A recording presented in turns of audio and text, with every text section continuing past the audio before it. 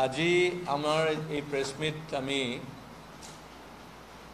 Assam linguistic minority development board government of আসামৰ পৰা আমি কৰি আছোঁ। মোৰ লগত ইয়াতে উপস্থিত আছে মই Shiladitya Dev, chairman Assam linguistic minority development বোৰ্ডৰ, আৰু লগত আছে সুশান্ত বিশ্বাস, ভাইচ চেয়াৰমেন আমাৰ আসাম লিংগুইষ্টিক মাইনৰিটি ডেভেলপমেণ্ট বোৰ্ডৰ। আমি যিটো কাৰ্যক্ৰম কৰিব গৈ আছোঁ, যোৱা বছৰৰ পৰা যিটো আমি আৰম্ভ কৰিছোঁ ৰবীন্দ্ৰ জয়ন্তী যিটো প্ৰগ্ৰাম, তাৰ কাৰণে আমি এটা কেন্দ্ৰীয় কমিটি বনোৱা হয়, আৰু এই কেন্দ্ৰীয় কমিটিৰ পৰা দুইজন সদস্য ইয়াতে উপস্থিত আছে, আমাৰ মিতা সেন বাইদেউ আৰু সৌমেন ভাৰতীয়। যোৱা বছৰ আমি আৰম্ভ কৰিছিলোঁ অসম চৰকাৰৰ এই লিংগুইষ্টিক মাইনৰিটি ডেভেলপমেণ্ট বোৰ্ডৰ পৰা ৰবীন্দ্ৰ জয়ন্তীৰ উপলক্ষে আমি ৰবীন্দ্ৰ সংগীত আৰু ৰবীন্দ্ৰ নৃত্য কম্পিটিশ্যন গোটেই অসমত আমি পাতিছিলোঁ। যোৱাবাৰ আমি 16টা ঠাইত পাতিছিলোঁ, এইবাৰ 19টা ঠাইত আমি পাতিব গৈ আছোঁ। এই বছৰ অলপ পলম হ'ল, তাৰ মূল কাৰণ হৈছে যে কোড অফ কণ্ডাক্ট থকাৰ কাৰণে আমি কম্পিটিশ্যনটো পাতিব পৰা নাছিলোঁ, কাৰণ জানে যে কম্পিটিশ্যন পাতিব হ'লে পাব্লিক ইনভলভমেণ্ট আহি যায় আৰু কোড অফ কণ্ডাক্টৰ বিৰুদ্ধে হয়, তাৰ কাৰণে আমাৰ পাৰ্মিশ্যন নাছিলে। এইকাৰণে আমি 1 তাৰিখৰ পৰা আমাৰ কম্পিটিশ্যন চেণ্টাৰ লেভেলত আৰম্ভ হ'ব, মানে অহা কালিৰ পৰা আৰম্ভ হ'ব চেণ্টাৰ লেভেল কম্পিটিশ্যন। এই বছৰ আমাৰ যিখিনি আমি চিলেক্ট কৰিছোঁ ঠাই, সেইটো হৈছে বৰপেটা ৰোড, বঙাইগাঁও, বিজনী, ধুবুৰী, ডিব্ৰুগড়, গুৱাহাটী, হাইলাকান্দি, হাফলং, হোজাই, কৰিমগঞ্জ, কোকৰাঝাৰ, লামডিং, মৰিয়ানী, নগাঁও, শিলচৰ, টংলা, তেজপুৰ, তিনিচুকীয়া, ঢেকীয়াজুলি, এই 19টা ঠাইত আমাৰ চেণ্টাৰ লেভেল কম্পিটিশ্যন হ'ব। আমি ডিষ্ট্ৰিক্ট লেভেল এইকাৰণে কৰা নাই, কাৰণ এটা বহুত চেণ্টাৰ হৈ যায়, ডিষ্ট্ৰিক্ট বুলি ক'লে বহুত জেগা হৈ যাব, সেইকাৰণে আমি চেণ্টাৰ লেভেল কৰিছোঁ, আৰু সেইকেইটা চেণ্টাৰত আমাৰ প্ৰতিযোগিতাসকলে আহি তাতে পাৰ্টিচিপেট কৰিব পাৰিব। এই বছৰ আমি ৰবীন্দ্ৰ নৃত্য আৰু ৰবীন্দ্ৰ সংগীতক কেটেগৰাইজ কৰিছোঁ এজ গ্ৰুপ হিচাপে। প্ৰথম এজ গ্ৰুপ হৈছে 8 বছৰৰ পৰা 12 বছৰলৈ বোধ নৃত্য আৰু সংগীতত। ছেকেণ্ড কেটেগৰী হৈছে 13 বছৰৰ পৰা 17 বছৰলৈ, আৰু থাৰ্ড কেটেগৰী হৈছে 18ৰ পৰা 35 বছৰলৈ, বোধ মানে ৰবীন্দ্ৰ নৃত্য আৰু ৰবীন্দ্ৰ সংগীত। সেইকাৰণে এইবাৰ আমাৰ পাৰ্টিচিপেণ্টছ আৰু বাঢ়ি যাব, কাৰণ যোৱা বছৰ আমাৰ 2টা কেটেগৰী আছিলে এজ গ্ৰুপত, এইবাৰ আমাৰ 3টা হৈছে। তো 3টা গ্ৰুপত আমি যিটো দেখিছোঁ যে 19টা চেণ্টাৰৰ পৰা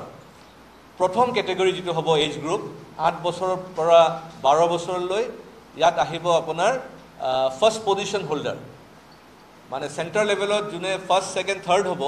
এই ফাৰ্ষ্ট, ছেকেণ্ড, থাৰ্ডৰ পৰা only first position holder Guwahati state লেভেলত পাৰ্টিচিপেট কৰিব পাৰিব। আৰু ছেকেণ্ড কেটেগৰী যিটো আছে 13 বছৰৰ পৰা 17 বছৰ, তাতে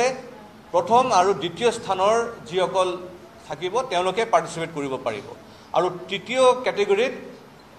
ফাৰ্ষ্ট, ছেকেণ্ড, থাৰ্ড তেওঁলোকে পাৰ্টিচিপেট কৰিব। এইকাৰণে আমাৰ টোটেল সংখ্যা হৈ আছে 228 পাৰ্টিচিপেণ্টছ। যেতিয়া আমাৰ ষ্টেট লেভেল পাৰ্টিচিপেশ্যন হ'ব 228 পাৰ্টিচিপেণ্টছ হ'ব। যোৱা বছৰ গোটেই অসমত যেতিয়া আমি পাতিছিলোঁ 16টা চেণ্টাৰত 2000ৰ অধিক পাৰ্টিচিপেণ্টছ যোগদান কৰিছিলে, আৰু খুব আমি এটা ভাল ৰেছপন্স পাইছিলোঁ। যোৱা বছৰ যিসকলে প্ৰথম, দ্বিতীয়, তৃতীয় পুৰস্কাৰ পাইছিলে ষ্টেট লেভেলত, তেওঁলোকৰ ছবি দি পেলাই আমি পত্ৰ পত্ৰিকাত আমি এডভাৰটাইজমেণ্টটো দিয়া হৈছিলে, তেওঁলোকক ভালকৈ পুৰস্কৃত কৰা হৈছিল, চ' ডেট তেওঁলোকে এটা লাইমলাইট পায়। কাৰণ ৰবীন্দ্ৰ সংগীত আৰু ৰবীন্দ্ৰ নৃত্য বুলি ক'লে তেনেকৈ ধৰণৰ আইডেণ্টিফিকেশ্যন নাছিল যে ভাল ল'ৰা ছোৱালী কোনে কৰিছে বা তেনেকুৱা ধৰণৰ কোনো আইডেণ্টিফিকেশ্যন নাছিলে, কিন্তু যোৱা বছৰৰ পৰা এইটো আইডেণ্টিফিকেশ্যন হৈ গ'ল, কাৰণ যোৱা বছৰ যোনে ফাৰ্ষ্ট, ছেকেণ্ড, থাৰ্ড পালে তেওঁলোকে কিন্তু ভাল স্বীকৃতি পাইছে গোটেই ৰাজ্যত। এই বছৰ আমি আৰু পাব্লিচাইজ কৰি আছোঁ, আৰু আশা ৰাখিছোঁ যে আমাৰ পাৰ্টিচিপেণ্টছ আৰু বাঢ়িব। যিসকল পাৰ্টিচিপেট কৰে চেণ্টাৰ লেভেলত সকলোকে কিন্তু আমি চাৰ্টিফিকেট দিয়া হয়, চ' ডেট এটা পাৰ্টিচিপেশ্যন চাৰ্টিফিকেট পালে তেওঁলোকে আৰু উৎসাহ পায়, আৰু সেইটো এটা মানে ইমান প্ৰচলিত হৈ গৈছে যে আমাক মানে যেতিয়া বছৰৰ আৰম্ভণিৰ পৰা আৰম্ভ হৈ গৈছে যে কেতিয়া পাতিব তো আমি সকলোৱে জানো যে ৰবীন্দ্ৰ জয়ন্তী বুলি ক'লে জেনেৰেলি 7, 8, 9 তাৰিখ মে' মাহৰ হয় তো এই বছৰ অলপ পলমকৈ হ'ল কাৰণ যিটো ক'লোঁ যে কোড অফ কণ্ডাক্টৰ কাৰণে আমি 3টা কেটেগৰীত আমি প্ৰাইজো দিম আৰু প্ৰাইজ যিটো হ'ব সেইটো হৈছে আপোনাৰ প্ৰথম কেটেগৰীত প্ৰাইজ হ'ব আমাৰ ফাৰ্ষ্ট প্ৰাইজ হ'ব 10,000 টকা দ্বিতীয় পুৰস্কাৰ হ'ব 7,000 টকা আৰু তৃতীয় পুৰস্কাৰ হ'ব 5,000 টকা সেইটো কেটেগৰী এ কাৰণে মানে 8 বছৰৰ পৰা 12 বছৰ যিসকল হ'ব কেটেগৰী বি 13 বছৰৰ পৰা 17 বছৰলৈ যিসকল পাৰ্টিচিপেট কৰিব তেওঁলোকৰ প্ৰাইজ হ'ব ফাৰ্ষ্ট প্ৰাইজ 15,000 টকা দ্বিতীয় প্ৰাইজ 12,000 টকা আৰু তৃতীয় প্ৰাইজ 10,000 টকা আৰু কেটেগৰী সি তাৰমানে 18 বছৰৰ পৰা 35 বছৰ যিসকল পাৰ্টিচিপেট কৰিব তেওঁলোকৰ প্ৰথম পুৰস্কাৰ হ'ব 21,000 টকা দ্বিতীয় পুৰস্কাৰ 18,000 টকা আৰু তৃতীয় পুৰস্কাৰ হ'ব 15,000 টকা সেইকাৰণে এইটো আমাৰ প্ৰাইজ দিয়া হ'ব তাৰ লগতে আপোনাৰ কি বুলি কয় মেমেণ্টো বা অন্যান্য সামগ্ৰী ট্ৰফি থাকিব এই বছৰ যিসকল ষ্টেট লেভেলত আহি যোগদান কৰিব এই 228 পাৰ্টিচিপেণ্টছ আমি তেওঁলোকৰ থকা খোৱা তাৰপিছত ট্ৰান্সপৰ্টেশ্যন আমি গোটেই ব্যৱস্থাখিনি তেওঁলোকক আমি ডাইৰেক্টলি তেওঁলোকৰ একাউণ্টত আমি পইচা দি দিম মানে আগতে কি হৈছে আমি নিজে ব্যৱস্থা কৰিছিলোঁ কিন্তু ব্যৱস্থা কৰিলে কি হয় কেতিয়াবা কাৰোবাৰ দেউতা বা গাৰ্জিয়ান আহি যায় তো গাৰ্জিয়ান আহিলে তেওঁলোকে থাকিবলৈ প্ৰব্লেম হয় সেইকাৰণে আমি এটা ছিষ্টেম ডেভেলপ কৰিছোঁ যে তেওঁলোকৰ মানে যোনটো ঠাইৰ পৰা আহিব তাৰ যিটো ট্ৰান্সপৰ্টেশ্যন চাৰ্জেছ আৰু সকলোৰ কাৰণে একমডেশ্যন ফৰ 3 days আৰু ফুডিং ফৰ 3 days 3 daysৰ আপোনাৰ ধৰক ব্ৰেকফাষ্ট লাঞ্চ আৰু ডিনাৰ গোটেইখিনি আমি তেওঁলোকক কেছ দি দিয়া হ'ব ডাইৰেক্ট তেওঁলোকৰ যেতিয়া গুৱাহাটীত আহিব গুৱাহাটীত অহাৰ পিছত তেওঁলোকৰ ৰেজিষ্ট্ৰেশ্যন হোৱাৰ লগে লগে তেওঁলোকৰ গাৰ্জিয়ানৰ একাউণ্ট পেৰেণ্টছৰ একাউণ্ট বা তেওঁৰ নিজৰ একাউণ্ট যদি থাকে তেওঁলোকে সেই টকাখিনি লগে লগে পাই যাব আৰু তেওঁলোকে নিজে খৰচ কৰি পেলাই ইয়াত থাকি পেলাই যাব পাৰিব এইকাৰণে মই দেখিছোঁ তেতিয়া লজিষ্টিক্সৰ প্ৰব্লেমছবিলাক নাহে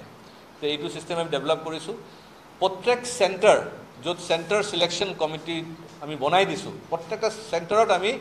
এটা চিলেকশ্যন কমিটি বনোৱা হৈছে 3জনীয়া কমিটি ক'ৰবাত 4জনীয়া কমিটি সেই কমিটিবিলাককো আমি 30,000কৈ দিম তেওঁলোকৰ সেই চেণ্টাৰটোত মানে চিলেকশ্যন প্ৰচেছৰ কাৰণে কাৰণ তাতে তেওঁলোকৰ জাজ এপইণ্ট কৰিব লাগিব দুটা কেটেগৰী মানে ডান্স আৰু ছং গান আৰু নৃত্যৰ কাৰণে দুজন জাজেছ তেওঁলোকে এপইণ্ট কৰিব লাগিব তেওঁলোকৰ যিটো মাননি হ'ব তাৰপিছত ধৰক যিটো হল ভাড়া ল'ব বা অন্যান্য যিখিনি ব্যৱস্থাৰ কাৰণে 30,000 টকাকৈ পাৰ চেণ্টাৰ দিয়া হ'ব 30,000 পাৰ চেণ্টাৰ 30,000 পাৰ চেণ্টাৰ এই হ'ল আমাৰ মূল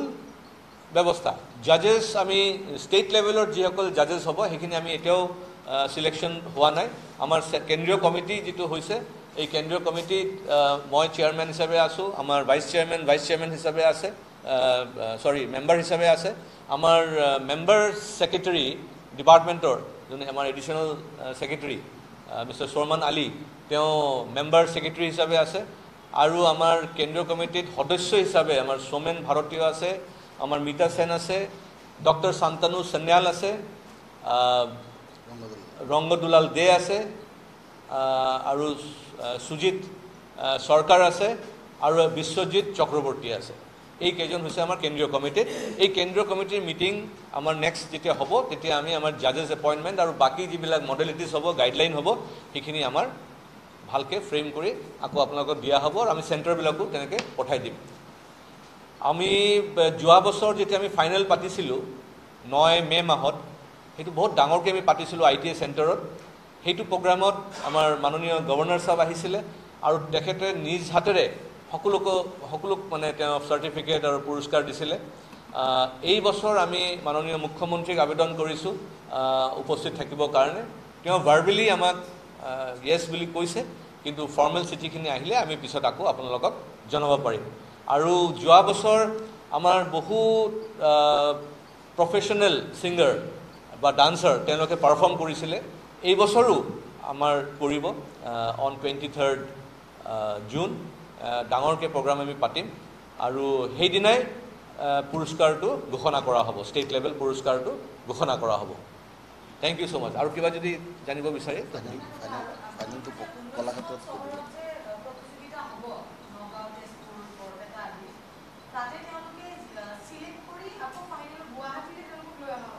হয় হয় শ্ৰীমন্ত শংকৰ কলাক্ষেত্ৰত হ'ব 21 আৰু 22 তাৰিখে আমাৰ তাতে গোটেই হলবিলাক বুক কৰা হৈছে এটা হলত আপোনাৰ ডান্সৰ সিলেকশ্যন হৈ থাকিব এটা হলত গানৰ হৈ থাকিব আৰু ফাইনেলটো আমি শ্ৰীমন্ত শংকৰ অডিটৰিয়াম যেটো আছে ইণ্টাৰনেশ্যনেল অডিটৰিয়াম সেইটোত হ'ব য'ত আমি মানে 23 জুনত আমি পাতিম তাতে প্ৰাইজ ডিষ্ট্ৰিবিউশ্যনটো হ'ব আৰু আমি আশা ৰাখিছোঁ যে মুখ্যমন্ত্ৰী মহাশয় হয়তো উপস্থিত থাকিব পাৰে সেইদিনা কেন্দ্ৰীয়খনত যেতিয়া হয় সেইটো বিচাৰক আমাৰ ইয়াতে যেনেকৈ আমাৰ চেণ্ট্ৰেল লেভেলত আমি দুজনকৈ জাজেছ থাকিব আমাৰ কেন্দ্ৰীয় স্তৰত যেতিয়া হ'ব ষ্টেট লেভেল যেতিয়া হ'ব তেতিয়া 3জনকৈ আমাৰ জাজেছ থাকিব আৰু এজন চিফ জাজ আমি যোৱাবাৰৰ বাহিৰৰ পৰা আহিছিলে এইবাৰো আমি বাহিৰৰ পৰা আনিম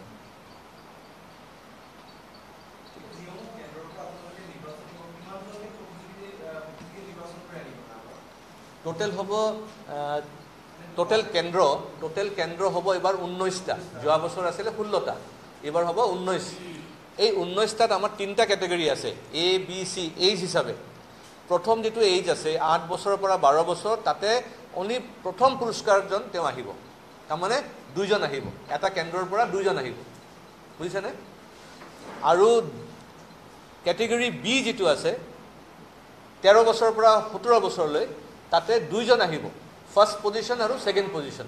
সেইকাৰণে ফাৰ্ষ্ট আৰু সেকেন্ড আহিলে দুইজন হ'ল এটা কেন্দ্ৰৰ পৰা 19টা হ'লে তেনেকৈ থাৰ্ড পজিশনটো মানে first second third position third কেটেগৰীৰ আহিব প্ৰত্যেকটা চেণ্টাৰৰ পৰা 3জন আহিব সি কেটেগৰীৰ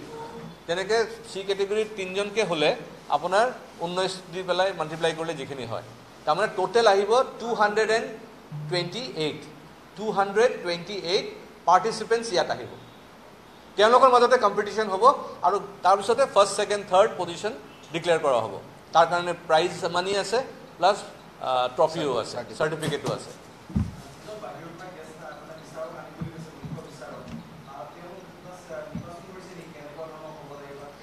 চব মানে ৰবীন্দ্ৰ সংগীতৰ তেওঁলোকৰ কিছুমান নিয়ম আছে আমাৰ বাইদেউ আছে আমাৰ মিতা সেন বাইদেউ তেওঁ মানে চি ইজ স্পেচিয়েলাইজড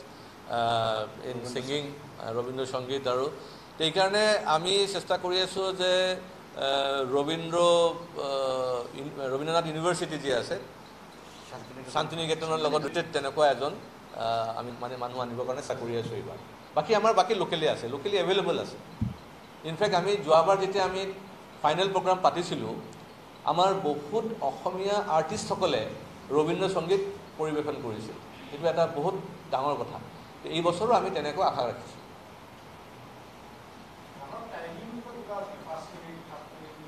এইবিলাক থাকিব এইবিলাক চেণ্ট্ৰেল লেভেলৰ গাইডলাইনবিলাক অলৰেডি মানে দিয়া হৈছে